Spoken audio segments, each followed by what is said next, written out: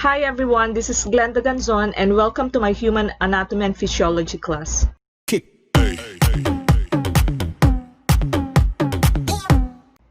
For today's lesson, I'm going to discuss about the functions of human life. The different organ systems each have different functions and therefore unique roles to perform in physiology.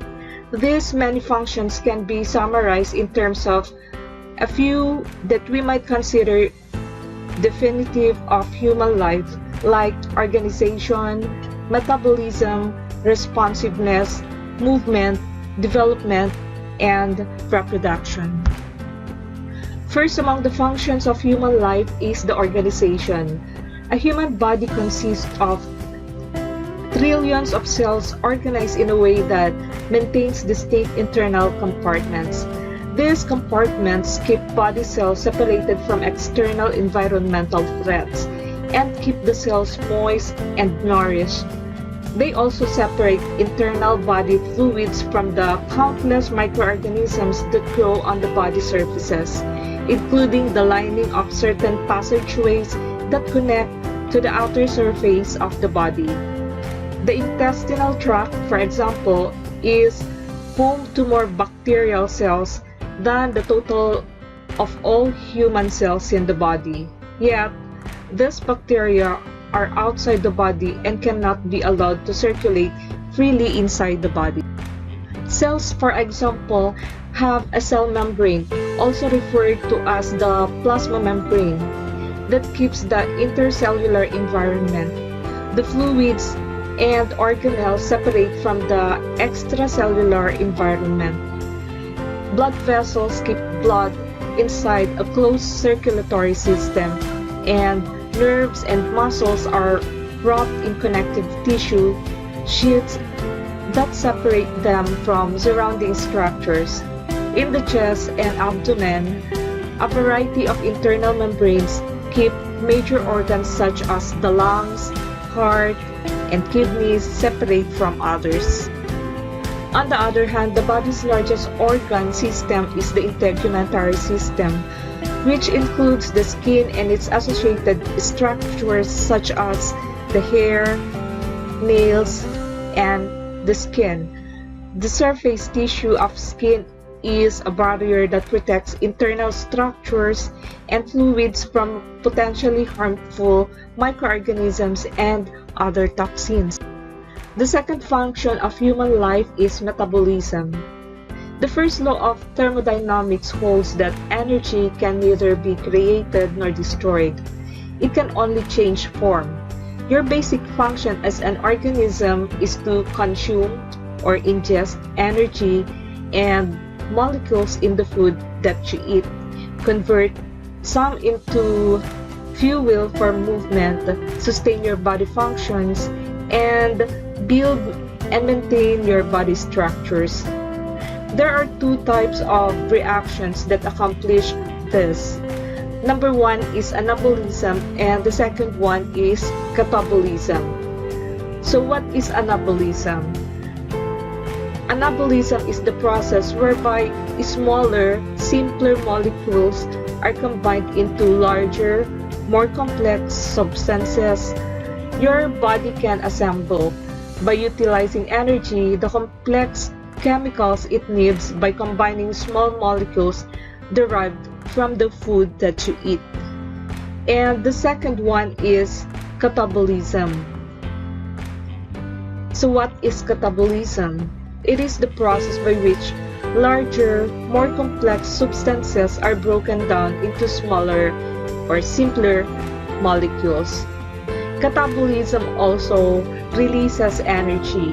The complex molecules found in foods are broken down so that the body can use their parts to assemble the structures and substances needed for life. So, taken these two together, anabolism and catabolism, these two processes are called metabolism. So what is metabolism? Metabolism is the sum of all anabolic and catabolic reactions that take place in the body. Both anabolism and catabolism occur simultaneously and continuously to keep you alive.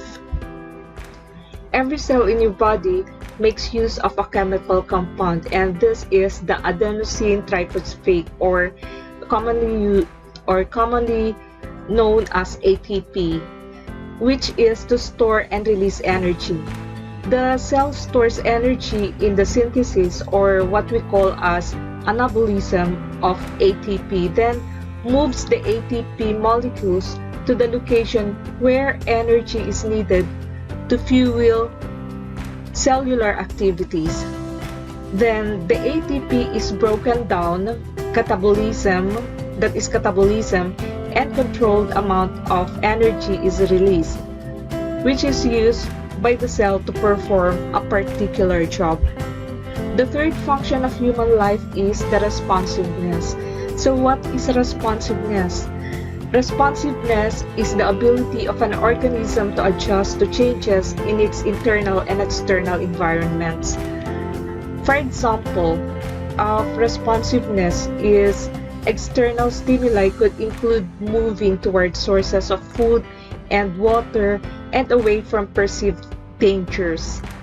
Changes in an organism's internal environment, such as increased body temperature, can cause the response of sweating and the dilation of blood vessels in the skin in order to decrease body temperature, as shown by the runners who sweat that much whenever the temperature is high. The fourth function of human life is the movement. Human movement includes not only actions at the joint of the body, but also the motion of individual organs and even individual cells.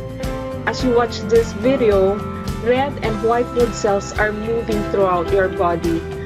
Muscle cells are contracting and relaxing to maintain your posture and to focus your vision, and glands are secreting chemicals to regulate functions. Your body is coordinating the action of entire muscle groups to enable you to move air in and out of your lungs, to push blood throughout your body, and to propel the blood or the food you have eaten through your digestive tract. Consciously, of course, you contract your skeletal muscles to move the bones of your skeleton to get from one place to another, just like the runners are doing, and to carry out all the activities of your daily life. And the other functions of human life include development, growth, and reproduction. For development, it is all of the changes the body goes through in life. Development includes the process of differentiation, in which unspecialized cells become specialized in structure and function to perform certain tasks in the body. Development also includes the processes of growth and repair, both of which involve cell differentiation. The next one is growth. So what is growth? It is the increase in body size. Humans, like all multicellular organisms, grow by increasing the number of existing cells, increasing the amount of non-cellular material around cells, such as mineral deposits in the bone, and within very narrow limits, increasing the size of existing cells. And the last one is reproduction. So what is reproduction? It is the formation of a new organism from parent organisms. In humans, reproduction is carried out by the male and female reproductive systems. Because death will come to all complex organisms, without reproduction, the line of organisms would end. So these are the functions of human life. Number one is organization. Second is metabolism. Third is responsiveness. Fourth is the movement. And the last three functions of human life are development, growth, and reproduction.